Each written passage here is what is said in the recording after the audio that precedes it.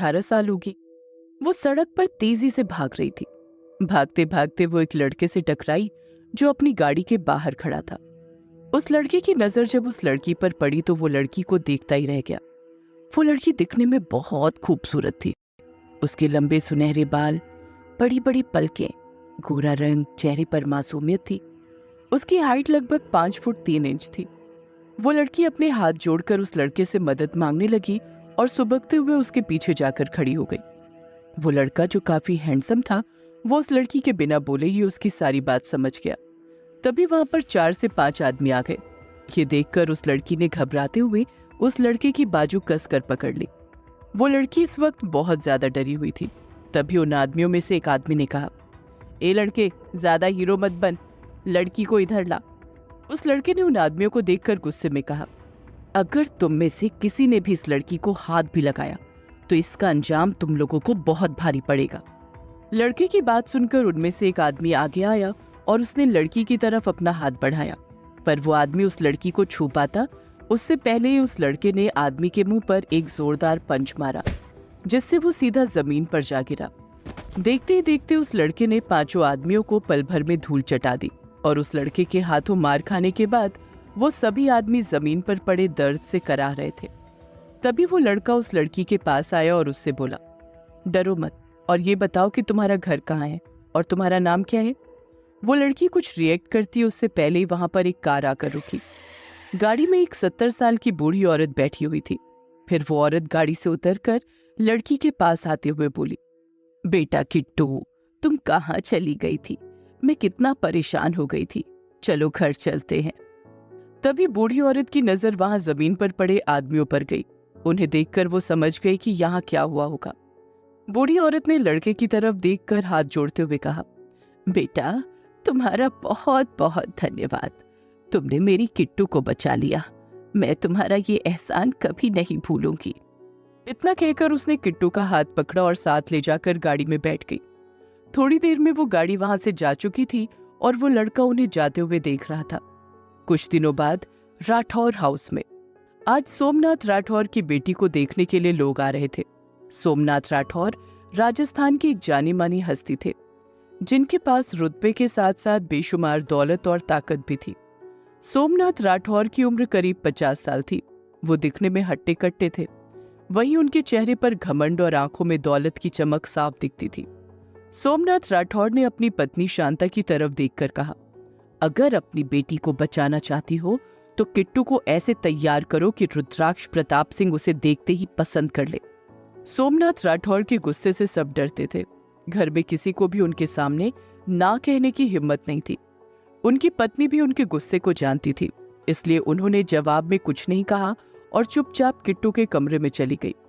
कमरे में जाकर शांता ने उस बूढ़ी औरत को देखकर कहा, माई इसे जल्दी तैयार करो, रुद्राक्ष प्रताप सिंह आते ही होंगे और ऐसे तैयार करना कि वो इसे देखते ही पसंद कर ले।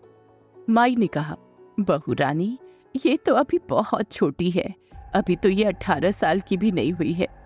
इस बच्ची पर कुछ तो तरस खाओ, अभी इसकी उम्र घर गृहस्थी संभालने की नहीं हुई है।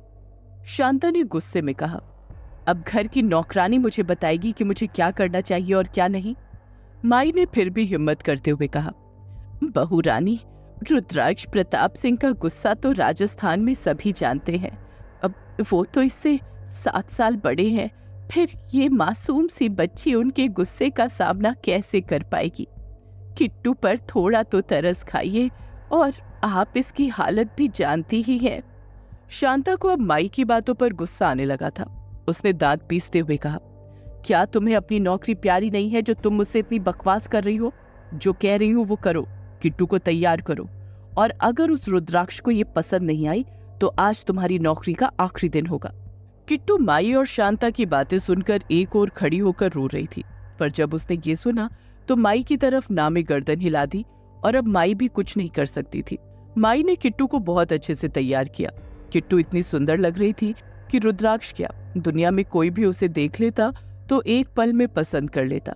माई ने किट्टू की तरफ देखकर कहा, किट्टू बेटा, रोते नहीं हैं, शादी तो सबको करनी होती है और एक ना एक दिन सब शादी करते हैं। तुम्हें भी रुद्राक्ष से शादी करनी है और वो तुम्हें राजकुमारियों की तरह रखेगा, तुम्हें बहुत प्यार करेगा। तो चलो अब हंसकर दिखाओ मुझे। इतना सुनकर किट्टू ने माई की तरफ देखकर मुस्कुरा दिया। माई ने कमरे से बाहर की तरफ देखा तो हॉल में वही लड़का बैठा हुआ था जिसने किट्टू को उन गुंडों से बचाया था। ये देखकर माई खुश हो गई। उन्होंने किट्टू को आकर कहा, अरे रुद्राक्ष तो वही है जिससे हम दोनों मिले थे और जिसने तुम्हें बचाया था। किट्टू ने कुछ नहीं कहा, बस थोड़ा सा मुस्कुराई और बाहर जाने के लिए तैयार हो गई। रुद्राक्ष प्रताप सिंह की हाइट लगभग 6 फुट 1 इंच थी। रंग गेहुआ, चेहरे पर हल्की हल्की दाढ़ी, काली आंखें। 3 पीस सूट में रुद्राक्ष किसी हीरो से कम नहीं लग रहा था। रुद्राक्ष को देखकर लगता भी नहीं था कि उसे गुस्सा आता होगा, लेकिन रुद्राक्ष के अंदर बदले की आग जल रही थी, इसलिए उसने राठौर की बेटी से शादी करने का फैसला लिया था। रुद्राक्ष अपनी दादा दादी, छोटी बहन नव्या और अपने छोटे भाई शुभ के साथ किट्टू को देखने आया था। नव्या और शुभ दोनों जुड़वा भाई बहन थे और दोनों की ही उम्र लगभग 21 साल थी। नव्या भी बहुत सुंदर थी, उसके अंदर अपनी माँ संध्या की छवि नजर आती थी। वहीं शुभ तो रुद्राक्ष की परछाई लगता था। शुभ रुद्राक्ष से छोटा था, लेकिन उसमें उसकी झलक नजर आती थी। सोमनाथ के बुलाने पर किट्टू बाहर हॉल में चली आई। वहीं किट्टू को बहुत घबराहट हो रही थी, इसलिए उसने अपनी आंखें नीचे की हुई थी। किट्टू ने आज बेबी पिंक कलर का फ्रॉक सूट पहना था जिसमें वो बहुत खूबसूरत लग रही थी। माई के कहने पर किट्टू जाकर रुद्राक्ष की दादी के पास बैठ गई। दादी ने किट्टू की तरफ देखकर कहा, हमें तो ये लड़की पसंद है, अब हमारी रुद्राक्ष की शादी इसी से होगी। ये लड़की तो साक्षात लक्ष्मी का रूप है। रुद्राक्ष ने भी किट्टू की तरफ देखा तो वो समझ गया कि ये तो वही लड़की है जो कुछ दिनों पहले उससे टकराई थी। रुद्राक्ष तो किट्टू को देखता ही रह गया। किट्टू बहुत सुंदर लग रही थी, लेकिन रुद्राक्ष का गुस्सा और उसका घमंड उसके दिल में किट्टू के लिए जगह नहीं बनाने दे रहा था। दादी ने किट्टू को अपनाने की रस्म शुरू की। उन्होंने किट्टू को कुछ मिठाई के डिब्बे, फल, कुछ ज्वेलरी बॉक्स और पैसे देकर कहा, आज से तुम्हारी बेटी हमारी हुई सोमनाथ। तभी दादाजी बोले, सोमनाथ, पिछली बातों को भूल जाओ, हम आज से एक नई शुरुआत करते हैं। तुम्हारी बेटी को हम राजकुमारी बनाकर रखेंगे और उम्मीद करते हैं कि तुम भी इस रिश्ते को ईमानदारी से निभाओगे। हमारे रुद्र को तुम्हारी बेटी पसंद है, इसलिए हम तुम्हारे घर में खड़े हैं, वरना तुम भी जानते हो कि इस चौखट पर आना हम कभी भी पसंद नहीं करते। सोमनाथ ने नकली हंसी हंसते हुए कहा, अरे दिग्विजय जी, कैसी बात कर रहे हैं आप? मैं पुरानी बातों को कब का भूल चुका हूँ। अब तो मेरे और रुद्र के बीच में बिजनेस रिलेशन भी है। दादाजी बोले, हाँ ठीक है, तो फिर शादी का मुहूर्त निकलवा लो। हम जल्द से जल्द अपनी बहू को अपने घर लाना चाहते हैं। और इसी के साथ अपनाने की सारी रस्में भी खत्म हो गई। रुद्राक्ष ये सब देख रहा था, लेकिन उसके चेहरे पर कोई भाव नहीं थे। उसने मन ही मन कहा, सोमनाथ राठौड़, अब मैं तुम्हें बताऊंगा कि दर्द क्या होता है। मैं तुम्हारी बेटी को इतना तड़पाऊंगा कि तुम सोच भी नहीं सकते, और फिर वो खुद आकर तुमसे कहेगी कि मुझे मार दो पापा। वही सोमनाथ जी ने रुद्राक्ष की तरफ देखकर मन ही मन कहा, तुम मुझे शह देने आए थे रुद्राक्ष, पर मैंने तुम्हें मात ही दे दी। रस्में खत्म होने के बाद रुद्राक्ष अपने भाई बहन और दादा दादी के साथ राठौर हाउस जा रहा था। तभी वो एक नौकर से टकरा गया, जिसकी वजह से उसे गुस्सा आ गया।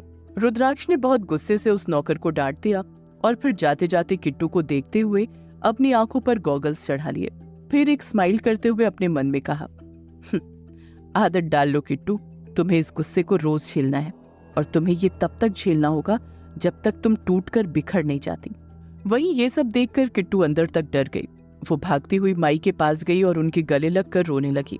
माई ने किट्टू को समझाते हुए कहा, बेटा, कोई पति अपनी पत्नी पर बिना बात गुस्सा नहीं करता, और मैं जानती हूँ मेरी किट्टू कभी कोई गलती नहीं करेगी। तू रो मत बेटा, वो तुझे बहुत प्यार करेगा। मेरी राजकुमारी के लिए रुद्राक्ष एक राजकुमार ही है। तू चुप हो जा मेरी बच्ची, रो मत। अब तो तेरे रोने के दिन खत्म हो रहे हैं।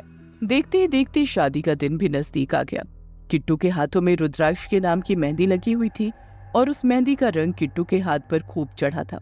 माई ने किट्टू के हाथ को देखकर कहा, देखा बेटी, कितना गहरा रंग आया है। रुद्राक्ष तुम्हें बहुत प्यार करेगा। ये सुनकर किट्टू शर्माने लगी। शादी का दिन। किट्टू लाल लहंगे में किसी राजकुमारी से कम नहीं लग रही थी। रुद्राक्ष भी व्हाइट शेरवानी में एकदम राजकुमार लग रहा था। किट्टू जब मंडप में आई तो रुद्राक्ष की नजर उस पर गई। रुद्राक्ष के दिल में ना जाने क्यों किट्टू के लिए प्यार वाली फीलिंग्स आने लगी, लेकिन उसने उन फीलिंग्स को वहीं दबा दिया।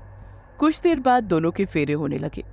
रुद्राक्ष ने फेरे लेते हुए गुस्से में अपने मन में कहा, राजकुमारी कात्यायनी और सबकी प्यारी किट्टू, मैं तुम्हें कभी अपनी पत्नी नहीं मानूंगा और ना ही तुम्हें पत्नी का दर्जा दूंगा। तुम ये शादी 1 हफ्ता भी निभा लो तो बहुत है, क्योंकि मैं तुम्हारी वो हालत करूंगा कि तुम 1 हफ्ते में ही मुझसे डिवोर्स मांगोगी। वही कात्यायनी ने मन ही मन कहा, मैं अग्नि को साक्षी मानकर कहती हूँ कि मैं हमेशा रुद्राक्ष को अपना पति मानूंगी, हमेशा इनके कहे अनुसार चलूंगी और ये जो कहेंगे वही करूंगी। शादी में रुद्राक्ष का दोस्त निहाल भी आया हुआ था। निहाल और रुद्राक्ष बचपन के दोस्त थे। रुद्राक्ष हमेशा निहाल की बात सुनता था। अगर कभी रुद्राक्ष गुस्से में होता था तो निहाल के अलावा किसी और की बात उसके कानों में जाती ही नहीं थी।